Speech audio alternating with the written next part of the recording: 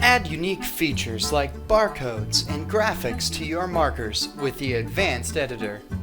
This video assumes you're already familiar with the basics of SumiLabel. If not, you may wish to review our Intro to SumiLabel video. Open or create a set file, select a marker, and then click the Advanced Editor button. The Advanced Editor enables you to manipulate all aspects of your marker as individual elements, using a drag and drop interface to rearrange, add, and edit elements as desired.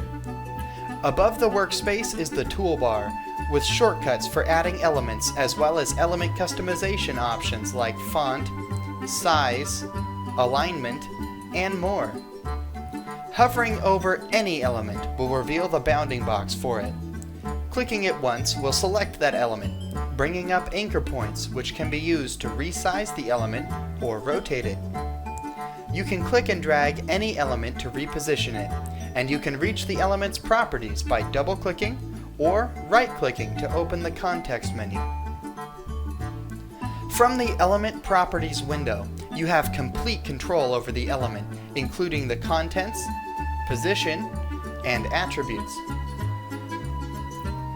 In the File menu of the Advanced Editor, you can choose to save this marker as a template for future markers, load an existing template file, or apply the changes made here to either the individual marker or all markers within the job, including the base template.